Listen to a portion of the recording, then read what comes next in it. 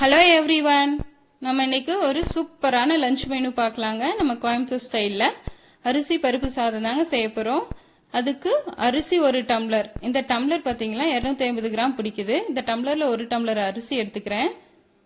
நான் 4 பேத்துக்கு தேவையான அளவு சொல்கிறேன். அதே டம்ளரில் 1/4 டம்ளர் துவரம் பருப்பு எடுத்துக்கலாம். இப்போது அரிசியும் துவரம் பருப்பும் நல்லா நம்ம சேர்த்து ஒன்றா கழுவி ஊற வச்சுக்கலாம். இப்போ தண்ணியும் சேர்த்து நல்லா 2 டைம் நீங்கள் நல்லா அழுத்தம் கொடுத்து பிசைஞ்சு இல்லை இருக்கிற அழுக்கெல்லாம் இருத்துலாம். ஒரு 2 டைம் நல்லா கழுவுங்க.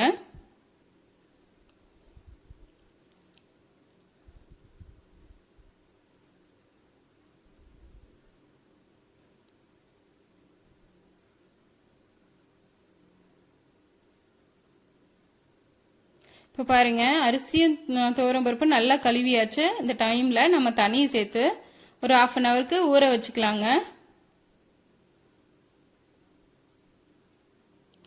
இப்போ நம்ம இந்த அரிசி பருப்பு சாதத்துக்கு என்னென்ன பொருள் தேவைன்னு பார்த்துட்டு வந்துடலாம் வாங்க. ரெடி பண்ணி எடுத்துக்கலாம். 15 சின்ன வெங்காயம், ஒரு பெரிய பூண்டு, 2 பெரிய சைஸ் தக்காளிங்க. தக்காளி கூட சேர்த்தா நல்லா டேஸ்ட் நல்லா இருக்கும்.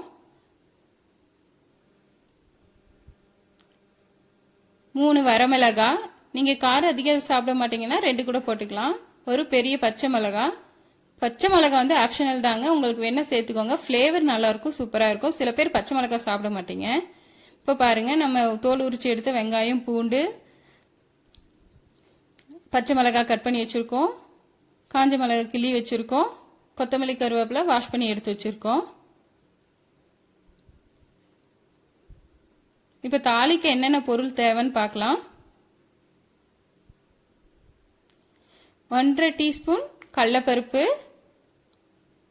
1/2 டீஸ்பூன் உளுந்து, 1 டீஸ்பூன் கடுகு, 1/2 டீஸ்பூன் மஞ்சத்தூள், 1/4 டீஸ்பூன் பெருங்காயத்தூள், 2 டீஸ்பூன் வீட்டு மிளகாத்தூள், நாங்கள் வீட்டில் அரைச்ச மிளகாத்தூள் எடுத்திருக்கேன், 2 டீஸ்பூன் சீரகத்தூள், உப்பு தேவைக்கு. இப்போ தக்காளி பாருங்க, இந்த அளவுக்கு சின்ன சின்னதாக நம்ம கட் பண்ணி வச்சுக்கலாம். அப்போதான் சீக்கிரம் நல்லா மேஷ் ஆகும். இப்போ வாங்க, குக்கர் அடுப்பில் வச்சு நல்லா சூடானதுக்கப்புறம் நம்ம எண்ணெய் சேர்த்துக்கலாம். இப்போ சூடாயிடுச்சு பாருங்க, இந்த டைமில் நம்ம எண்ணெய் சேர்த்துக்கலாம்.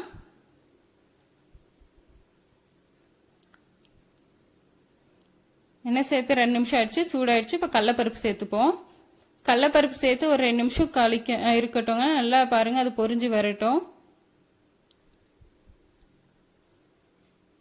இப்போ கடலைப்பருப்பு நல்லா பொரிஞ்சிடுச்சுங்க. இந்த டைமில் நம்ம உளுந்து சேர்த்துக்கலாம். உளுந்தும் அதே மாதிரி ஒரு 2 நிமிஷம் பொரியட்டோங்க. உளுந்து பொரிஞ்சாச்சு. இப்போ சீரகம் சேர்த்துப்போம். இப்போ 3 பொரிஞ்சு பாருங்க, நல்லா கலர் நல்லா பிரைட்டாக இருக்குது. இந்த டைமில் நம்ம கருவேப்பிலை சேர்த்துக்குவோம். கருவேப்பிலை வந்து எண்ணெயில் சேர்க்கும்போது ஃப்ளேவர் நல்லா இருக்குங்க. சின்ன வெங்காயம் சேர்த்துக்கலாங்க. எடுத்து வச்சிருக்க சின்ன வெங்காயம் சேர்த்து ஒரு அரை பாகத்துக்கு இந்த மாதிரி வணக்கி எடுத்துக்கலாம். இந்த டைமில் நம்ம உரிச்சு வச்சிருக்க பூண்டை சேர்த்துக்க போகிறோம்.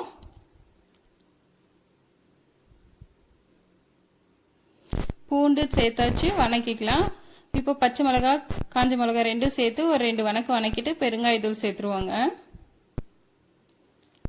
எண்ணெயில் பெருங்காயம் நல்லா பொரியும் போது வாசனை நல்லா இருக்குங்க. இந்த டைமில் தக்காளி சேர்த்துருவோம்.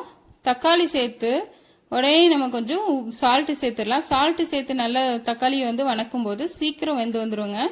இது தக்காளி நல்லா மேஷ் ஆகிடும் சீக்கிரம். இப்போது பாருங்கள், தக்காளி மேஷ் ஆகிடுச்சு. மஞ்சத்தூள், எடுத்து வச்சிருக்கிற குழம்பு மிளகாய் தூளும் சேர்த்துருவோம். இப்போ இந்த குழம்பு மிளகாய் தூளும் மஞ்சத்தூளும் சேர்ந்ததுக்கப்புறம் நீங்கள் மீடியம் ஃப்ளேமில் வச்சுக்கோங்க. ஃபுல் ஃப்ளேமில் வச்சா சீக்கிரம் அடிப்பிடிக்க ஆரம்பிச்சிடும். பாருங்கள், இந்த மாதிரி அடிப்பிடிக்காமல் கிண்டி விடுங்க. நல்லா பார்த்து கீழே சுரண்டி விடுங்க, அடிப்பிடிக்கக்கூடாது. சப்போஸ் அடிப்பிடிச்சிச்சுன்னா நமக்கு டேஸ்ட்டு மாறிடும். இப்போ பாருங்கள், எல்லாம் வதங்கி எண்ணெய் தனியாக பிரிஞ்சிடுச்சு. இந்த டைமில் நம்ம தண்ணி சேர்த்துக்கலாம். நம்ம வந்து ஊற வச்சுருக்கோம் இல்லைங்களா அரிசியும் பருப்பும், அந்த தண்ணி வந்து நம்ம வேஸ்ட் பண்ண வேண்டாம், அதையே சேர்த்துக்கலாம். அது எனக்கு 1 டம்ளர் தண்ணி வந்துச்சு. அது கூட நான் 2 டம்ளர் தண்ணி சேர்த்துக்க போகிறேன். நீங்கள் பச்சை அரிசியாக இருந்துச்சுன்னா 2 டம்ளர், நீங்கள் எந்த டம்ளரில் அரிசி எடுத்தீங்களோ அந்த டம்ளரில் 2 டம்ளர் சேர்த்துக்கோங்க. இப்போ தண்ணி நல்லா கொதிக்க வச்சாச்சு, கொதிந்து வந்துடுச்சு. இந்த டைமில் அரிசி சேர்த்துக்கலாம். அரிசியும் பருப்பும் நல்லா சேர்த்து எடுத்து வச்சிருக்க கொத்தமல்லி தாளியை தூவிடலாம். நீங்கள் இப்போது நெய் வந்து நல்லா ஒரு 50 மில்லி அளவுக்கு நெய் வந்து இதில் சேர்த்துக்கோங்க. நெய் சேர்க்கும் போது ஃப்ளேவராக இந்த அரிசி பருப்பு சாதம் இன்னும் சுவையாக நல்லா வாசனையாக இருக்குங்க. கமன்னு வாசனை வருங்க. வாசனையிலே சாப்பிடணுன்னு தோணும். பாருங்கள், நெய் சேர்த்துட்டு ஒரு ரெண்டு கிளறலாம். அந்த கொத்தமல்லியெல்லாம் நல்லா கலக்கி விட்டுக்கலாம். இந்த டைமில் உப்பு பார்த்துக்கோங்க. உப்பு வந்து நீங்கள் அரிசி தண்ணியோட கொஞ்சம் உரப்பாக இருக்கணும். ஏன்னா அப்போ தான் அரிசி வேகும்போது கரெக்டான பதத்துக்கு இருக்கும். இப்போ நம்ம குக்கர் மூடிடுவோம். குக்கரை மேல் மூடிட்டு ஒரு 2 நிமிஷம் கழிச்சு தாங்க நம்ம விசில் போடணும். இப்போ வாங்க சைட் டிஷ் செஞ்சுக்கலாம். முட்டை 3 நல்லா வேக வச்சு எடுத்து வச்சுருக்கேன். இந்த முட்டையை 2ஆக நம்ம நீட்ட வாக்கில் கட் பண்ணி எடுத்துக்கலாம். ஒரு முட்டையை 2 நம்ம கட் பண்ணிக்குவோம். பாருங்கள், கட் பண்ணியாச்சு.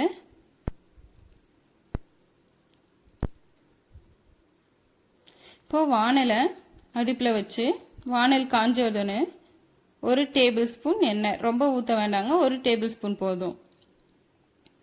எண்ணெய் இப்போ காஞ்சிடுச்சு. இந்த டைமில் ஒரு 1/2 டீஸ்பூன் மிளகுத்தூள், 2 பிஞ்ச் அளவுக்கு மஞ்சத்தூள். சிம்மில் வச்சுக்கோங்க. மஞ்சத்தூள் ஆட் பண்ணும்போது சிம்மில் வச்சுக்கோங்க, இல்லாட்டி கருகி போயிடும். மஞ்சத்தூளும் உப்பும் சேர்க்கும் போது நல்லா சிம்மில் வச்சு இது பண்ணுங்க, இல்லாட்டி கருகி போயிடும். பாருங்க, இப்போ பொரிஞ்சிடுச்சு. முட்டை சேர்த்துக்குவோம். முட்டையை சேர்க்கும்போது மெதுவாக சேருங்க. மஞ்சக்கருவும் வெள்ளைக்கருவும் பிரியாமல் பார்த்து சேர்த்துக்கோங்க. முட்டை ஒவ்வொன்றா நம்ம மெதுவாக சேர்த்துக்கலாம்.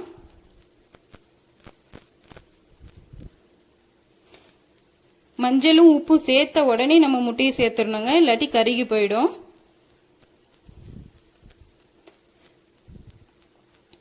இப்போ முட்டை அத்தனையும் சேர்த்தாச்சு.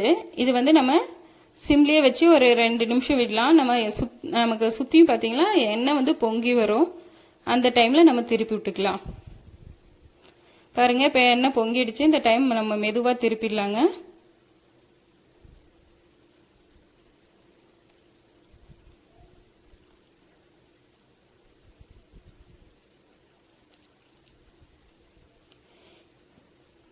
இப்போ 2 பக்கமும் நல்லா செவன்னு செவந்துடுச்சுங்க. இந்த டைம் நம்ம அடுப்பை ஆஃப் பண்ணிட்டு தனியாக இதை எடுத்து ஒரு பிளேட்டில் வச்சுப்போம். பாருங்க, எவ்வளோ சூப்பராக நல்லா இருக்கு. செவன்னு இருக்கு. ஃப்ளேவரும் நல்லா இருக்கு. பார்க்கவே கலர்ஃபுல்லாக அழகாக இருக்கு இல்லைங்களா?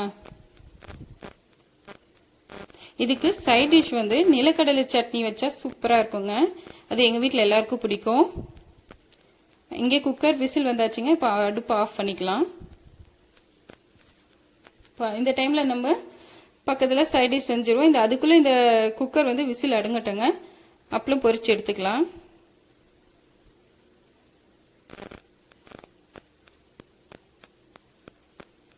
வாங்க, அப்பளம் பொரிச்சிருவோம்.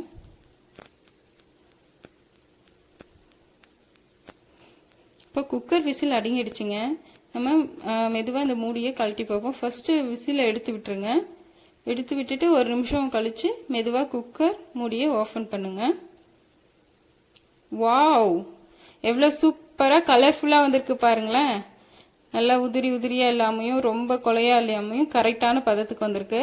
அப்போ ஒரு கரண்டியை வச்சு மெதுவாக சுற்றியும் இப்படி எடுத்து உதுத்து விட்டுக்கலாம். இல்லை, அப்போ தான் ஒன்றோட ஒன்று ஒட்டாமல் நல்லாயிருக்கும். மெதுவாக உதுத்துடுங்க. உதுத்து விட்ருவோன்னு சொல்கிற பேரில் ஃபுல்லும் போட்டு கலக்கிட வேண்டாம், ஃபுல்லும் குழஞ்சி போயிடும். இந்த டைமில் உங்களுக்கு நெய் வேணும்னா கொஞ்சம் ஆட் பண்ணிக்கோங்க. ஒரு டீஸ்பூன் நெய் வேணால் மேலே அப்படியே சுற்றி விட்டு மெதுவாக கிளறி விட்டுக்காங்க. அங்கே இப்போ நம்ம நிலக்கடலை சட்னி செஞ்சு என்னென்ன தேவை, அது எப்படி செய்யலான்னு பார்க்கலாம். இது எல்லாருக்கும் தெரியும், இருந்தாலும் என் ஸ்டைலில் பார்க்கலாம். 2 பச்சை மிளகா, காஞ்ச மிளகா 1, கருவேப்பிலை, கொத்தமல்லி, தேங்காவும் நிலக்கடலையும் சம அளவுக்கு இருந்தால் ரொம்ப நல்லா இருக்குங்க டேஸ்ட்டு. சால்ட்டு, 2 பல்லு பூண்டு, ஒரு 2 சின்ன குட்டி துண்டு, அதாவது பூண்டு சைஸ்க்கே 2 துண்டு இஞ்சி. கொஞ்சம் புளி வச்சுக்கலாங்க. உங்களுக்கு தேவைன்னா புளி வச்சுக்கலாம். புளி வைக்கும்போது இன்னும் டேஸ்ட்டு கூடுதலாக இருக்கும், நல்லா இருக்கும் சாப்பாட்டோட பிணைஞ்சி சாப்பிடும்போது.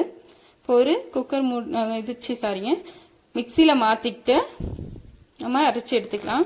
இப்போ இந்த தாளிப்பில் பார்த்தீங்கன்னா நான் 1 டீஸ்பூன் கடலைப்பருப்பு, 1 டீஸ்பூன் உளுந்த பருப்பு, 2 சிட்டிகை வந்து பெருங்காயத்தூள், கருவேப்பிலை, கடுகு இது அத்தனையும் போட்டு தாளிச்சிருக்கேன்.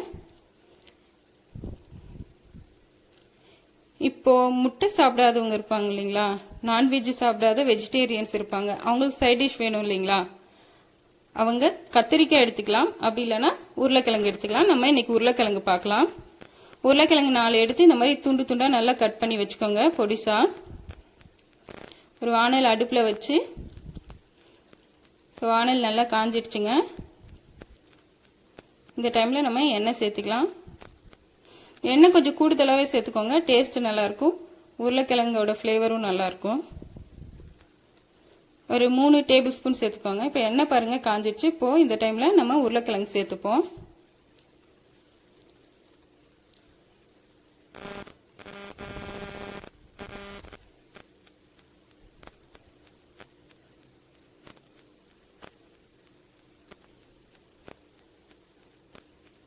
ஒரு 1/4 பாகத்துக்கு நல்லா வணக்கிடுங்க. இப்போ 1/4 பாகத்துக்கு வணங்கிடுச்சு.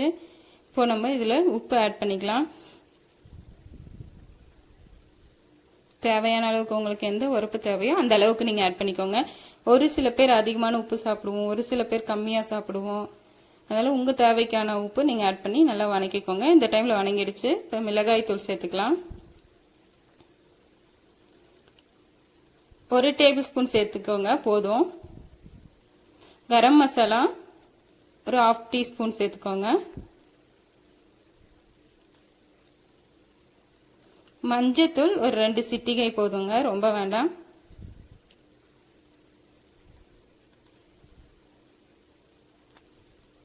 இது நல்லா வணக்கி எடுத்துக்கோங்க. நல்லா ஃப்ரை ஆகட்டும்.